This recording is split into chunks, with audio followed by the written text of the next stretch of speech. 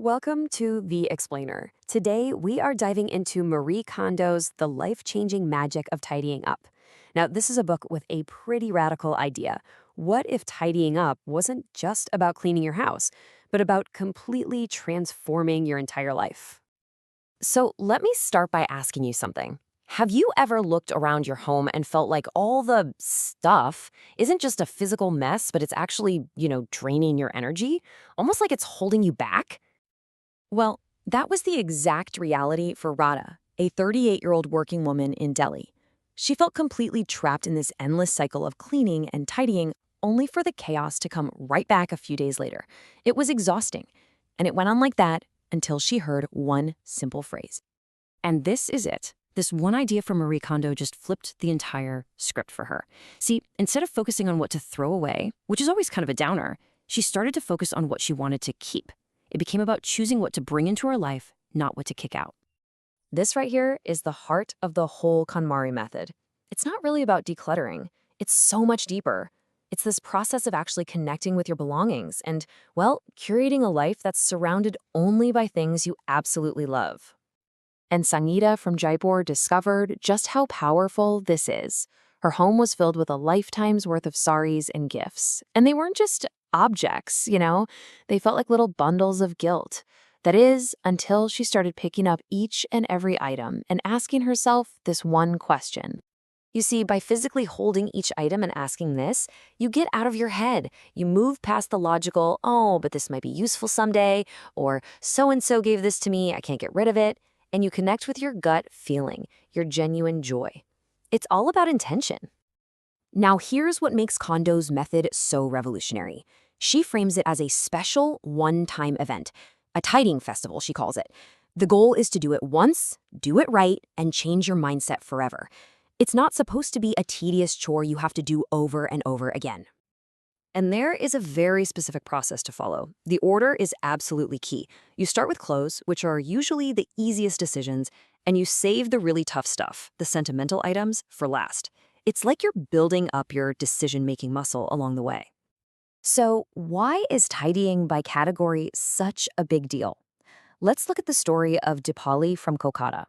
Her plan, like a lot of us, was to just tackle one small area. I'll just clean my dressing table today, she thought. But that approach, it hides the truth. When Dipali followed the KonMari method and gathered all her clothes from every single nook and cranny of her house, we're talking closets, suitcases, the back of the car, this is the number of kurtis she found, 74. And that's the point. That moment of shock of seeing the sheer volume of what you own is what Kondo calls a spark transformation. It's this intense event that just permanently changes how you see your stuff and your relationship with it. The method even has a special word for all those little random things that create so much chaos. Komono. You know what I'm talking about. The stray buttons, the mystery chargers, the little gifts you don't know what to do with. They're usually what creates the most clutter in our homes and in our minds. Okay, but here's where it gets really interesting. The process doesn't stop with your drawers and closets. The most profound effects, they happen inside of you. This is where the real magic of tidying begins, because it fundamentally sharpens your mind and builds your confidence. Think about it. All the tiny little decisions we make about our stuff all day long, what to wear, where to put this, should I keep that, it all adds up to decision fatigue. So when you drastically reduce your possessions, you free up all this mental energy. You start to trust yourself more. And this is a perfect real-world example. Garima from Jaipur found that after she finished her tidying festival, big decisions that used to take her weeks to agonize over, she could now make in 10 minutes with total clarity. That's what Kondo calls self-trust through tidying.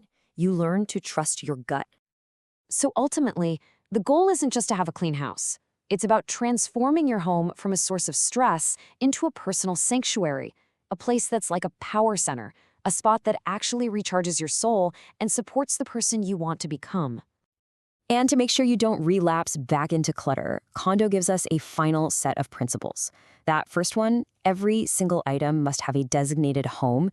That's a total game changer. Tidying up stops being a huge effort and just becomes the simple habit of putting something back where it belongs. And this might be the most beautiful part of the whole philosophy, the act of gratitude. Before you let an item go, you thank it for its service. It completely removes the guilt and reframes the whole thing as a graceful, positive act of honoring an item's role in your past. Now, this is a pretty bold claim, I know. It sounds almost too good to be true. But the logic behind it is actually really solid. The magic isn't just about cleaning. It's about the deep mindset shift that happens. When you truly learn to choose things based on joy, you just stop bringing clutter into your life in the first place. And that leads us to the final, biggest question. The real takeaway here is learning to apply this powerful filter not just to your stuff, but to everything, to your career, your habits, your relationships.